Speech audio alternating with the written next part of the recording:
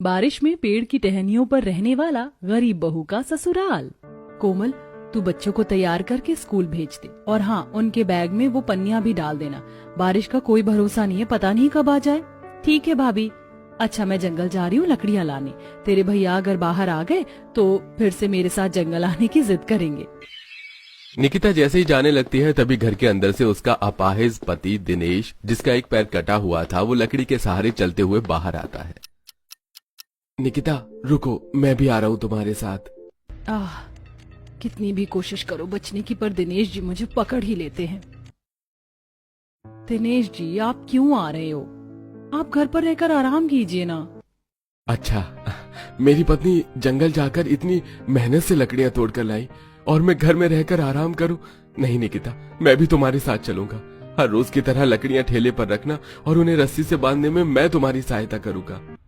आपका पैर और दर्द करेगा दिनेश जी, बरसात का मौसम है, अचानक कभी भी बारिश हो रही है। आप घर पर आराम कीजिए ना, मैं ले आऊंगी लकड़ियाँ।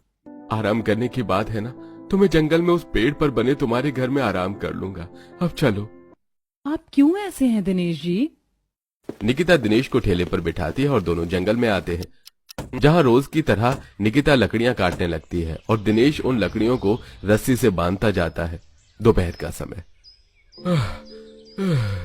निकिता, मैंने सारी लकड़ियां रस्सी से बांध दी हैं। अब थोड़ी देर हम अपने उस घर में जाकर आराम करते हैं। हाँ, लकड़ियाँ तोड़ तोड़ कर तो मैं भी बहुत थक गई हूँ। हाँ। दोनों एक विशाल पेड़ के पास आते हैं जहां एक लकड़ी की सीढ़ी थी। तभी दोनों उस सीढ़ी पर चढ़कर पेड़ की दो मोटी टहनियों के पास बने लकड़ियों के टेबल पर आकर बैठ जाते हैं। उन टहनियों पर लकड़ियों का ये टेबल निकिता ने बनाया था। दोनों अब जंगल आते हैं तो यहाँ पेड़ की टहनी पर आकर इस लकड़ी के टेबल पर आराम करते हैं। थोड़े समय बाद अचानक बारिश शुरू हो जाती है। अब पेड़ के पत्तों की वजह से निकिता दिनेश को पानी नहीं लगता। अच्छा हुआ तुमने यहाँ बैठने के लिए ये टेबल बना दिया था निकिता।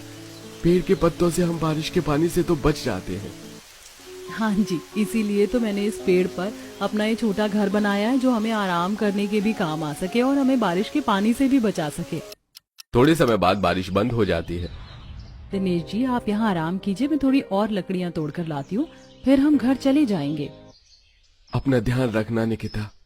निकिता लकड़ियां तोड़ने चली जाती है और दिनेश पेड़ की टहनियों पर उन लकड़ियों पर लेट जाता है।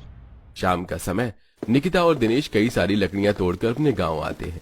ये गांव काफी छोटा है और पूरा गांव दरिया से घिरा हुआ है। दिनेश जी, आप घर जाइए, मैं ये लकड़ियाँ कारखाने के मालिक को दे आती हूँ। दिनेश लकड़ी के सहारे चलते हुए वहां से चला जाता है और निकिता रोज की तरह वो लकड़ियां लेकर एक लकड़ी के कारखाने में आती है। केवल 150 रुपए? मालिक, लकड़ियाँ तो बहुत ज्यादा है ना, फिर आप मुझे इतना कम दाम क्यों दे रहे हो लकड़ियों के? अरे वो इसलिए निकिता, क्योंकि आज तुम सारी लकड़ियां गीली लाई हो और गीली लकड़ियों को सुखाने के लिए हमें बहुत मेहनत लगती है। खड़ूस मक्खी चूस कहीं का, जब देखो तब खड़ूसियत ही दिखाता रहता है। सोचा था आज ज्यादा लकड़ियां हैं तो ज्यादा दाम मिलेंगे, पर वो खड़ूस सेठ तो ज्यादा ही खड़ूस है। चलो अब जाकर ठेले का आज का किराया दे आती हूँ। निकिता गांव में एक आदमी के पास जाती है, जिससे निकिता रोज ये ठेला किराए से लेती है। वो उसे 20 रुपए देकर अपने घर आती है। निकिता का घर लकड़ी का बना छोटा सा घर है, जहाँ उसके सास ससुर मनोहर हिमानी, 2 बच्चे रिया वरुण, पति और नंद कोमल, ये सब थे। निकिता और उसके ससुराल वाले बड़ी गरीबी में अपना जीवन बिता रहे थे। भाभी, घर का राशन खत्म होने को आया है, आपके पास पैसे हैं? हाँ, थोड़े बहुत ही हैं। अरे, तुम दोनों को छींके क्यों आ रही हैं? जुकाम हो गया क्या तुम्हें? भाभी, ये दोनों आज फिर बारिश के पानी में भीग कर आए। क्यों? मैं तो तुम्हारे लिए पन्नियां लाई थी ना, फिर कैसे भीगे तुम पानी से? माँ, वो पन्नियां फट गई, आप हमें छाता ला दीजिए ना माँ, हमारे सभी दोस्तों के पास छाते हैं। बिटिया, तुम्हें पता है ना, तुम्हारी माँ कितनी मेहनत से पैसे कमाकर इस घर का गुजारा चला रही है। अभी हमारे पास इतने पैसे नहीं है कि हम तुम्हें छाता दिला सके। बच्चों, तुम चिंता मत करो, मैं कहीं से भी पैसों की व्यवस्था करके तुम्हारे लिए छाता ले आऊंगी। दिनेश पास में शहर में मजदूरी मिस्त्री का काम करता था, पर जब से एक सड़क हादसे में उसका पैर कटा है, तब से वो घर में बेरोजगार बनकर बैठ गया। अब परिवार का गुजारा चलाने के लिए निकिता रोज जंगल जाकर लकड़ियां लाती और उन्हें बेचकर अपने परिवार का गुजारा चलाती। निकिता को अपनी कमाई से घर का राशन, सास ससुर की दवाई ये सब करना पड़ता था और छोटा गांव होने के चलते वहां रहने लायक दूसरा कोई काम नहीं था। माँ मुझे दाल चावल नहीं खाने हैं, घर में तो रोज दाल चावल ही बन रहे हैं। मुझे सब्जी खानी है माँ, हमारे लिए सब्जी बना दीजिए ना। बच्चों मुझे माफ कर दो कि मैं तुम्हें अच्छा खाना तक नहीं खिला पा रही, पर मैं क्या करूं, मेरी कमाई बहुत कम है बच्चों। आज मेरी वजह से मेरा परिवार दाने दाने को तरस रहा है। कितना बदनसीब बाप हूं मैं जो अपने बच्चों को अच्छा खाना तक नहीं खिला सकता। अरे अच्छा होता उस हादसे में मेरी मौत ही हो जाती। गरीबी इतनी ज्यादा थी कि परिवार वाले हर चीज को तरस रहे थे। भाई खुद को संभालिए। दिनेश जी आप दुखी मत होइए, जैसे अच्छे दिन गुजर जाते हैं ना, वैसे हम पर आया ये बुरा समय भी जल्द ही गुजर जाएगा। हाँ बेटा, ये जरूर हम गरीबों की कोई कठिन परीक्षा चल रही है। शायद हमने ही अपने जीवन में कुछ ऐसे बुरे कर्म किए होंगे जिसकी सजा आज हमें इस गरीबी के रूप में मिल रही है। तभी बाहर बारिश शुरू हो जाती है। थोड़े समय बाद सब घर में लेटे हुए थे, तभी घर की लकड़ी की बनी छत से पानी टपकने लगता है। माँ छत से तो पानी आ रहा है। बारिश का पानी छत से टपक कर घर के अंदर आ रहा था। तभी सब नींद से जाग जाते हैं। बाहर मूसलाधार तेज बारिश हो रही थी। तभी पानी घर के राशन और सामान में जाने लगता है। कोमल उस चूल्हे पर और डिब्बों पर जल्दी पन्नी डालो, वरना पानी से राशन खराब हो जाएगा। अरे पूरे घर में पानी पानी हो चुका है। बच्चों तुम यहाँ मेरे पास आकर सो जाओ। दोनों बच्चे दिनेश के पास चारपाई पर आकर लेट जाते हैं। कोमल दिनेश और बच्चों के ऊपर पन्नी डाल देती है ताकि वो पानी से गीले ना हो पाए। कोमल तू माँ जी और ससुर जी को पन्नियां दे, देख वो भी गीले हो रहे हैं। मैं घर में आया पानी साफ कर देती हूँ। फिर क्या था, रात भर बारिश होने की वजह से निकिता और सब रात भर सो नहीं पाते। अगले दिन निकिता और दिनेश फिर से अपना ठेला लेकर जंगल में चले जाते हैं। अब इसी तरह दिन प्रतिदिन बीतने लगे। एक शाम लगातार सवेरे से ही बारिश होने के कारण घर का पूरा सारा सामान खराब हो चुका था। सवेरे से पानी निकाल निकाल कर हालत खराब हो गई हमारी। पता नहीं कब ये बारिश बंद होगी, एक जैसी ये चलती ही जा रही है। अरे बच्चे भी सवेरे से पानी में भीगकर बीमार पड़ चुके हैं। मुझे नहीं लगता कि ये बारिश बंद हो पाएगी। निकिता हमारे पास 2 चारपाई है ना, तो हम सब उसी के ऊपर सो जाते हैं क्योंकि फर्श पर तो पानी पड़ा है। छत से लगातार पानी टपक रहा है, कैसे सो पाएंगे हम पानी में। भाभी हम पन्नियां ओढ़कर सो जाते हैं। जैसे तैसे सब चारपाई पर पन्नियां ओढ़कर सो जाते हैं। तभी अचानक बारिश और हवा के कारण घर की एक दीवार टूट जाती है और बारिश का पानी घर के अंदर आने लगता है। अरे बाप रे, ये दीवार कैसे टूट गई। बच्चे और दिनेश पानी में भीग रहे थे। माँ कोमल तुम बच्चों को लेकर बाहर जाओ, ये घर काफी कमजोर हो चुका है। मैं माँ जी, ससुर जी और दिनेश जी को लेकर आती हूँ। बारिश लगातार जारी थी। तभी जैसे तैसे सब घर के बाहर खुले मैदान में आकर खड़े हो जाते हैं। कोमल तुम सबको पन्नियां उड़ा दो, पन्नियों के अंदर पानी नहीं लगेगा। निकिता के पास न छाता था न बरसाती, और वो अपने परिवार को बारिश के पानी से बचाने के लिए पन्नियां लाती थी। तभी कोमल बच्चों, दिनेश और अपने माता पिता के ऊपर पन्नियां डाल देती है। करीब पूरी रात बारिश चलती रही। अगले दिन रात भर पानी में भीगने से निकिता और सब बीमार हो चुके थे। भाभी हम सब तो बीमार हो गए और हमारा घर भी टूट गया। कोमल तुम सबको घर में ले जाओ, मैं डॉक्टर साहब से दवाई लेकर आती हूँ। निकिता गांव में आती है तो वहाँ लोग अपने घरों से सामान निकालकर गांव से जा रहे थे। भाई साहब ये लोग सामान लेकर कहाँ जा रहे हैं। अरे बहन जी, सब लोग गांव छोड़कर जा रहे हैं। सरकार की ओर से इस गांव को खाली करने का आदेश मिला है। मौसम विभाग से चेतावनी आई है कि अगले 10 दिन इस जिले में भारी बारिश होने वाली है। क्या? हाँ, इसीलिए सब इस गांव को छोड़कर जा रहे हैं, क्योंकि गांव के बाहर बड़े वाले दरिया का पानी बहुत बढ़ चुका है। अगर वो हमारे इस गांव की दरिया में आ गया तो दरिया का सारा पानी हमारे गांव में आ जाएगा। ये सुनकर निकिता घबरा जाती है। गांव के कई सारे निवासी ये चेतावनी सुनकर गांव छोड़कर भाग रहे थे। तभी निकिता घर आकर सबको ये बात बताती है। बहू ये सब फालतू की अफवाह है, बारिश बंद हो गई ना, अब बारिश नहीं होगी। लोगों को जाने दे, वो जहाँ जाना चाहते हैं, पर हम कहीं नहीं जाएंगे। पर माँ जी मौसम विभाग की ओर से चेतावनी आई है और दरिया हमारे घर के पीछे ही अगर बाढ़ आ गई तो। बहू, हिमानी सही कह रही है। लोग कुछ भी अफवाह उड़ाते रहते हैं। यहाँ बच्चे और हम सब बीमार हो गए हैं। हम कहाँ जाएंगे ऐसी हालत में। तभी निकिता डॉक्टर के पास आती है और वहां से दवाई लेकर सब वो दवाई खाते हैं। 2 दिन बाद अचानक फिर से बारिश शुरू हो जाती है। सब उसी टूटे घर में थे। निकिता कोमल ने टूटी दीवार की जगह एक प्लास्टिक कपड़ा बांध दिया था। माँ जी, मैं जंगल में लकड़ियाँ काटने जा रही हूँ। बहू तो पागल है क्या? इतनी बारिश में कहाँ जा रही है तू? पहले ही तू बीमार है। माँ जी, बारिश तो रोज हो रही है, अब क्या इसकी वजह से हम अपना काम बंद कर दें? घर में एक पैसा नहीं है और बीते कुछ दिनों से मैं लकड़ियाँ लाने नहीं जा पाई हूँ। पर निकिता, बाहर का मौसम बहुत खराब है। तभी अचानक पास के दरिया में बड़ी सी बाढ़ आ जाती है और बाढ़ का पानी गांव के अंदर तक आकर निकिता के घर में घुस जाता है। इतना पानी कैसे आ गया घर में? निकिता बाहर देखती है तो बाहर चारों ओर पानी था। अरे बाप रे, ये तो बाढ़ का पानी है। अरे सब लोग बाहर निकलिए, दरिया में बाढ़ आ गई है। सब घर से बाहर निकलकर दूर एक मैदान में आते हैं। तभी बाढ़ के पानी में निकिता का घर टूटकर बह जाता है। अरे हमारा घर! भाभी, हमारा घर तो बाढ़ के पानी में बह गया। बाढ़ का पानी तो बढ़ता ही जा रहा है। हमें यहाँ से निकलना होगा। अगर ये पानी पूरे गांव में फैल गया तो हम सब पानी में डूब कर मर जाएंगे। चलो निकलो यहाँ से जल्दी। तभी निकिता सबको लेकर पास के जंगल में आती है। सब पानी में भीगकर कांप रही थी। अब इस जंगल में कहाँ जाएंगे हम? माँ जी, आगे एक पेड़ है, हम सब वहीं चलते हैं। तभी सब उसी विशाल पेड़ के नीचे आकर खड़े हो जाते हैं। कोमल, इस पेड़ की टहनी पर मैंने एक बैठने की जगह बनाई है।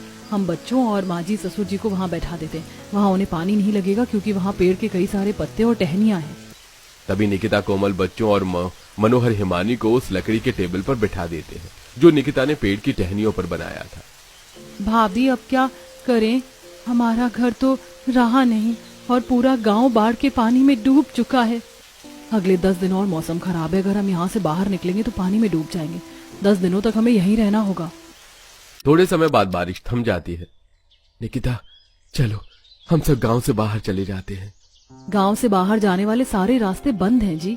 हम इस जंगल से कहीं नहीं निकल पाएंगे।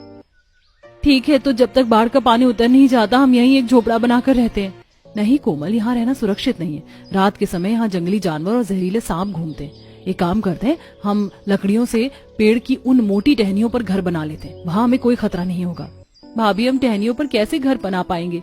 ये नामुमकिन है। हाँ निकिता, ये नहीं हो पाएगा।